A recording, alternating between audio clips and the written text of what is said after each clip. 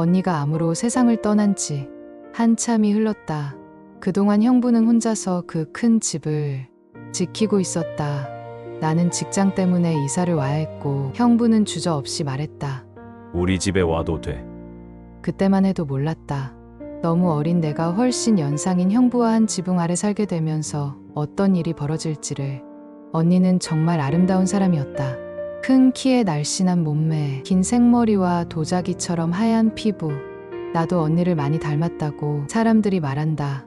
언니보다는 키가 작지만 다리가 길고 몸매가 좋다는 소리를 자주 듣는다.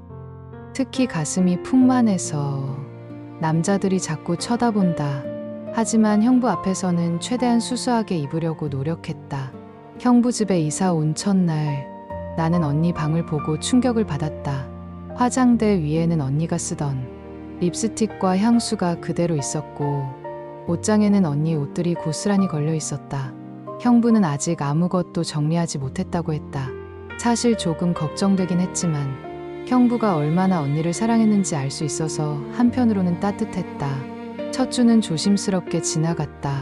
형부는 아침 일찍 출근하고 저녁 늦게 들어왔다. 나도 새 직장에 적응하느라 바빴다. 우리는 인사만 주고받고 깊은 대화는 나누지 않았다. 하지만 시간이 지나면서 자연스럽게 가까워졌다. 주말에는 함께 장을 보러 가고 저녁에는 같이 TV를 봤다. 형부는 요리를 잘했다. 언니가 아픈 동안 돌보면서 익힌 솜씨야. 형부의 그 말에 내 가슴이 이상하게 뛰었다. 형부를 보는 내 시선이 조금씩 달라지기 시작한 것도 그때부터였다. 형부는 정말 매력적인 남자였다. 나이가 믿어지지 않을 정도로 젊어 보였다. 큰 키에 어깨가 넓고 꾸준한 운동으로 다져진 몸매는 젊은 남자들보다 훨씬 섹시했다. 살짝 보이는 흰머리와 주름이 오히려 성숙한 매력을 더했다. 그리고 무엇보다 다정했다. 내가 감기에 걸렸을 때는 약을 사다 주고 죽을 끓여줬다. 야근으로 늦게 들어오면 말 없이 저녁을 차려두었다. 이런 세심한 배려가 내 마음을 점점 흔들어 놓고 있었다. 한 달이 지났을 무렵 작은 사건이 있었다. 샤워를 하고 있었는데 수건을 깜빡했다. 옷도 젖었고 걸치고 나갈 타올도 없었다. 어쩔 수 없이 형부를 불렀다. 형부, 죄송한데 수건 좀 가져다 주세요. 욕실 문을 살짝 열고 손을 내밀었는데 형부가 수건을 건네면서 우리 손이 스쳤다. 아주 짧은 순간이었지만 전기가 오르는 듯한 느낌이었다. 나는 급하게 수건을 받아들고 문을 닫았다. 거울을 보니 내 얼굴이 빨갛게 상기되어 있었다. 형부 손이 닿았을 뿐인데 왜 이렇게 심장이 뛰는 걸까? 그날 밤부터 형부에 대한 내 감정이 혼란스러워졌다. 형부가 집에 들어오는 소리만 들어도 가슴이 두근거렸다. 함께 저녁을 먹을 때도 자꾸 형부 얼굴을 쳐다보게 됐다. 이건 그냥 고마움이나 의지하는 마음이 아니었다. 여자로서 남자에게 느끼는 감정이었다. 하지만 이건 절대 안 되는 일이었다. 형부는 언니의 남편이었고 나는 그저 처제일 뿐이었다. 게다가 언니가 떠난 지 얼마 안 됐는데 이런 생각을 하다니 나는 스스로를 자책했다. 그런데 형부도 나를 의식하는 것 같았다. 내가 부엌에서 설거지를 할 때 자꾸 뒤에서 지나가며 힐끗거렸고 내가 거실에서 책을 읽을 때도 시선을 느낄 수 있었다. 특히 내가 짧은 바지를 입고 있을 때는 더 그랬다. 어느 금요일 저녁 형부가 와인을 한 병 사왔다. 오늘은 한 주 동안 고생했으니까 우리도 한잔 할까? 우리는 거실 소파에 앉아 와인을 마시며 이런저런 이야기를 나눴다. 직장 이야기, 어릴 때 추억, 언니와의 기억들. 술이 조금 취하자 대화가 더 깊어졌다. 형부가 언니와 처음 만났을 때 이야기를 들려줬다. 너 언니를 처음 봤을 때 정말 천사 같다고 생각했어. 그런데 지금 보니까 너도 정말 예쁘구나. 형부, 그런 말씀하시면 안 돼요. 미안해. 그런데 정말이야. 너 같은 예쁜 여자가 왜 아직 남자친구가 없니? 내 얼굴이 화끈거렸다. 와인을 더 마시자 분위기가 묘해졌다. 형부의 눈빛이 평소와 달랐다. 뭔가 간절한 것 같으면서도 조심스러웠다. 나도 얼굴이 화끈거렸다. 형부가 천천히 내게 다가왔다. 나는 도망가야 한다고 생각했지만 몸이 움직여지지 않았다. 형부의 손이 내 뺨을 어루만졌다. 수진아, 나는 너를 어떻게 생각해야 할지 모르겠어. 그 말에 내 심장이 쿵쾅거렸다. 나이 차이가 많이 나는 형부가 나를 여자로 보고 있다는 게 믿어지지 않았다. 형부의 얼굴이 점점 가까워졌다. 안 돼. 나는 대답하지 못했다. 사실 원했으니까. 형부의 입술이 내 입술에 닿았다. 부드럽고 따뜻했다. 나는 눈을 감고 그 감촉을 받아들였다. 키스는 깊어졌다. 형부의 혀가 내 입 안으로 들어왔고 나도 응답했다. 우리는 한참 동안 입술을 나눴다. 숨이 차서 떨어졌을 때 형부가 말했다. 수진아, 나는 너를 사랑해. 형부의 눈빛이 달라졌다. 그는 나를 소파에 눕히고 다시 키스했다. 이번에는 더 열정적이었다. 형부의 손이 내 몸을 어루만지기 시작했다. 연상 남자의 손길은 달랐다. 경험이 많아서인지 어디를 어떻게 만져야 하는지 정확히 알고 있었다. 옷 위로 가슴을 만질 때마다 온몸이 떨렸다. 나는 작은 신음을 흘렸다. 그날 밤 우리는 선을 넘었다. 형부는 나를 침실로 안고 갔다. 침대에 누운 나를 보며 형부는 잠시 망설였다. 정말 괜찮니? 나는 고개를 끄덕였다. 형부가 내 옷을 하나씩 벗기기 시작했다. 블라우스가 벗겨지고 브래지어가 풀렸다. 연상 남자의 눈빛으로 내 몸을 바라보는 형부는 내 가슴을 보고 헐떡였다. 정말 아름다워. 형부의 입술이 내 가슴에 닿았다. 나를 애무할 때마다 몸이 활 모양으로 휘었다. 형부의 손이 내 스커트 안으로 들어왔다. 나도 모르게 몸이 움찔거렸다. 형부도 옷을 벗었다. 나이가 믿어지지 않을 정도로 탄탄한 몸이었다. 넓은 가슴과 단단한 복근, 우뚝 솟은 그것이 보였다. 젊은 남자들과는 차원이 다른 크기였다. 형부가 내 안으로 들어왔다. 처음에는 아팠지만 곧 달콤한 쾌감이 밀려왔다. 우리는 밤새 사랑을 나눴다. 여러 가지 자세로 여러 번. 연상인 형부는 정말 능숙했다. 많은 경험 차이를 실감할 수 있었다. 내가 절정에 달할 때마다 온몸이 떨렸다. 다음 날 아침 나는 형부 품에서 깨어났다. 햇살이 창문으로 들어와 형부의 얼굴을 비추고 있었다. 잠든 모습도 멋있었다. 형부가 눈을 뜨며 나를 바라봤다. 후회하지 않아? 부끄러워서 이불로 몸을 가렸다. 아니요. 그날부터 우리는 연인이 됐다. 겉으로는 여전히 형부와 처제였지만 집에서만큼은 사랑하는 연인이었다. 형부는 정말 좋은 연인이었다. 세심하고 다정했다. 내가 생리할 때는 따뜻한 차를 끓여주고 배를 마사지해줬다. 함께 마트에 가서 장을 보고 주말에는 공원을 산책했다. 우리는 매일 밤 사랑을 나눴다.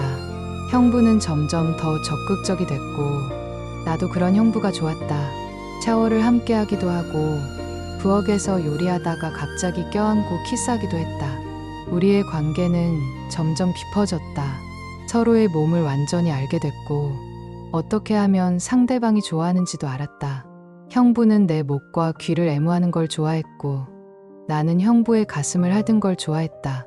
하지만 행복한 시간은 길지 않았다.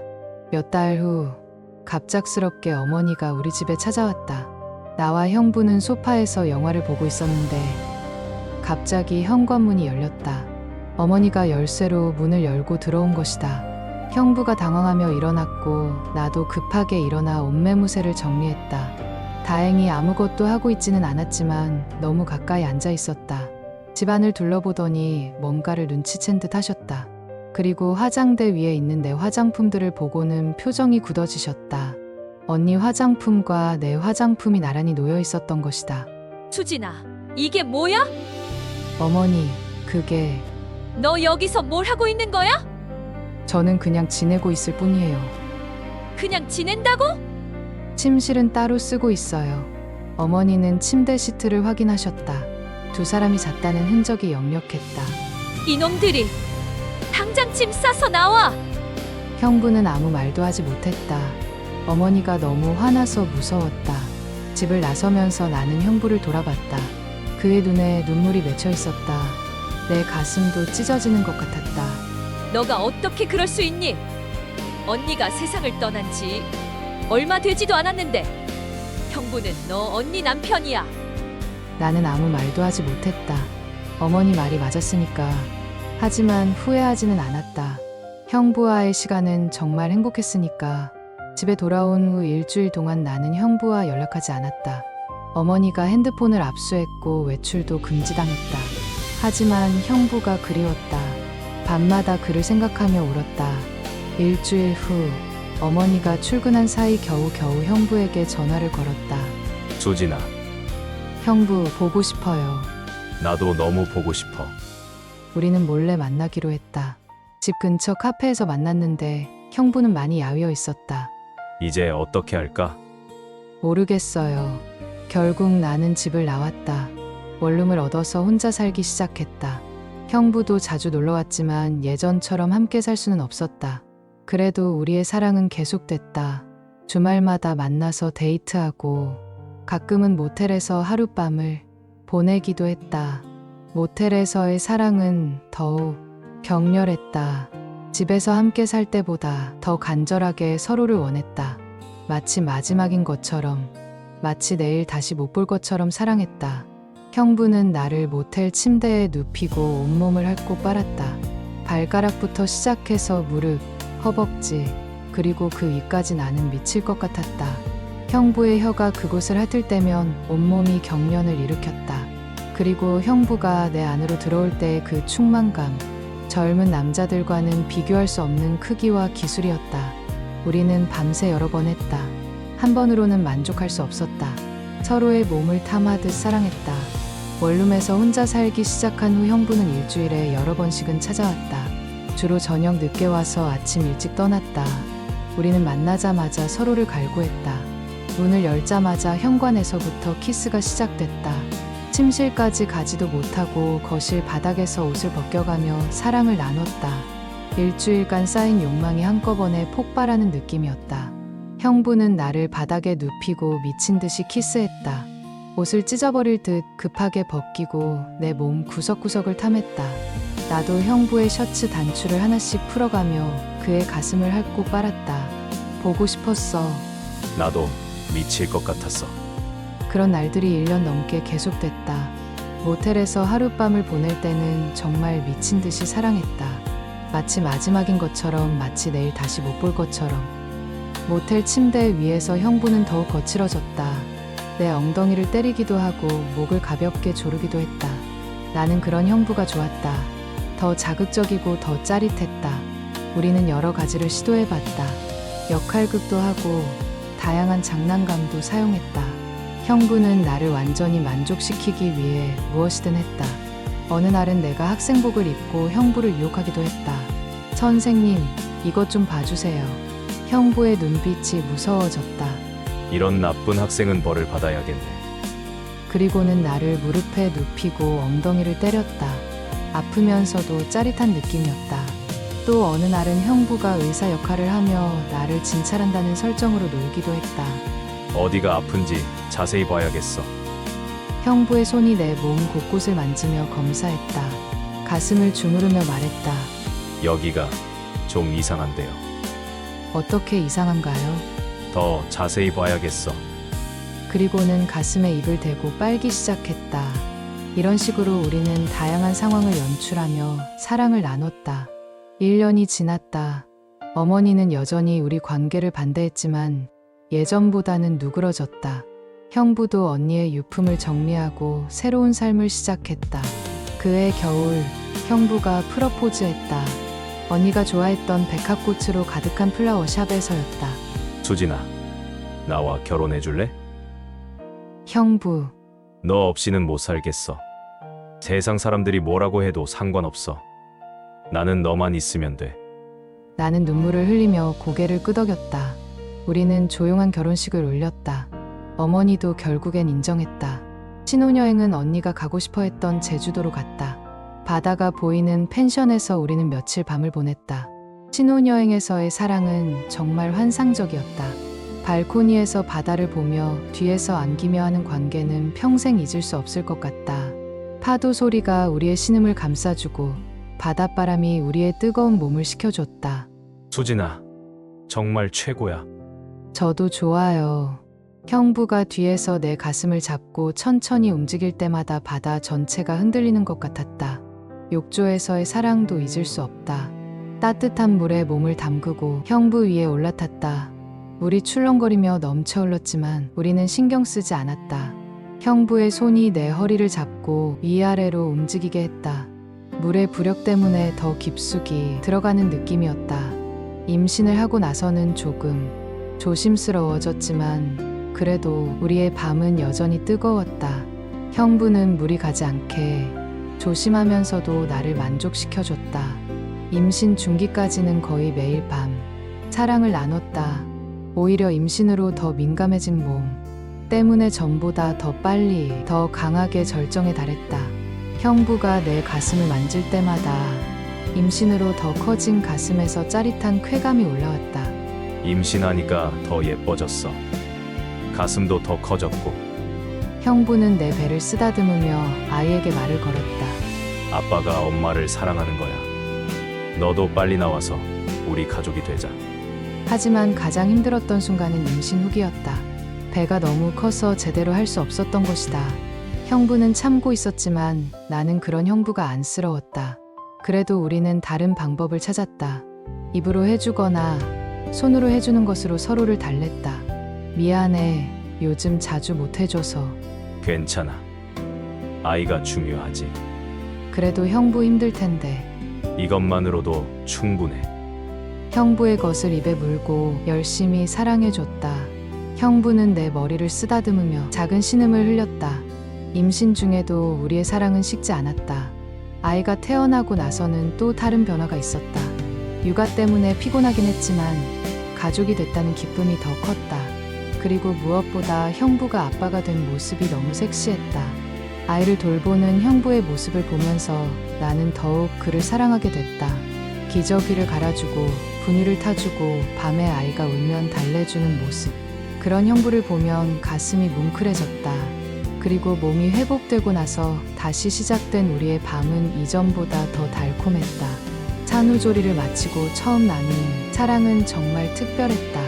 조심스럽게 그리고 더욱 깊이 서로를 느꼈다.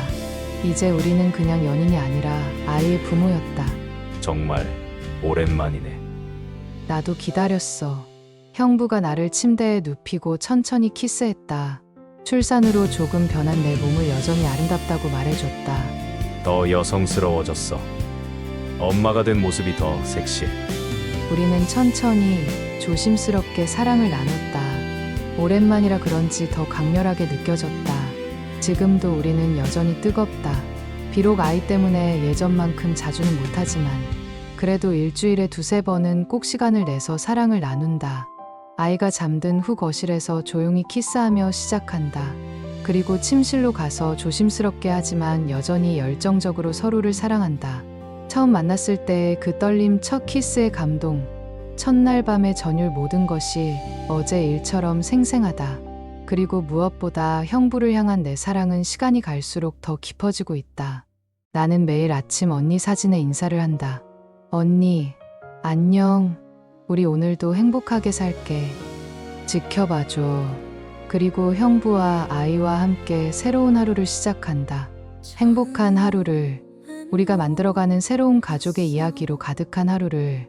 형부는 여전히 나를 사랑해준다. 아침에 일어나면 이마에 키스해주고 출근할 때는 꼭 안아준다. 오늘도 사랑해. 나도 사랑해요. 그리고 저녁에 돌아오면 아이와 나를 번갈아가며 안아준다. 우리는 정말 행복한 가족이다. 비록 특별한 사연으로 시작된 가족이지만 그래서 더 소중하고 더 감사한 가족이다. 언니가 우리를 이어준 것처럼 우리도 이 사랑을 소중히 지켜나갈 것이다. 아이가 자라서 결혼할 때까지, 우리가 늙어서 함께 백발이 될 때까지. 언젠가 아이가 커서 물어볼 것이다. 왜 아빠와 엄마는 나이 차이가 많이 나는지. 그때 나는 솔직하게 대답할 것이다. 사랑에는 나이가 중요하지 않다고. 진정한 사랑은 모든 것을 이겨낸다고. 형부와 나의 사랑은 그렇게 시작됐고 지금도 계속되고 있다. 세상 사람들이 뭐라고 해도 우리는 행복하다. 언니도 하늘에서 우리를 지켜보며 축복해주고 있을 것이다. 우리가 서로 사랑하며 행복하게 사는 모습을 보고 기뻐할 것이다. 그리고 우리 아이를 보며 미소 짓고 있을 것이다. 언니의 피를 받은 조카가 건강하게 자라는 모습을. 언니, 정말 고마워. 우리 행복하게 잘 살고 있어. 앞으로도 계속 지켜봐줘. 이것이 어린 나이에 시작해서 지금까지 이어진 우리의 사랑 이야기다. 금기를 넘어선 사랑, 모든 반대를 이겨낸 사랑, 그리고 새로운 생명으로 이어진 사랑의 이야기다. 우리의 사랑 이야기는 아직 끝나지 않았다. 앞으로도 계속될 것이다. 3명의 가족이 함께 만들어갈 새로운 사랑 이야기가, 그리고 그 이야기의 중심에는 항상 우리를 이어준 언니가 있을 것이다. 하늘에서 우리를 지켜보며 축복해주는 언니가, 세상 사람들이 뭐라고 해도 우리는 이 사랑을 지켜낼 것이다. 언니가 이어준 소중한 인연을 평생 감사하며 살아갈 것이다. 그리고 우리 아이들에게도 전해줄 것이다. 진정한 사랑이 무엇인지를, 모든 어려움을 이겨낼 수 있는 사랑의 힘이 얼마나 위대한지를. 이것이 우리의 완전한 사랑 이야기다.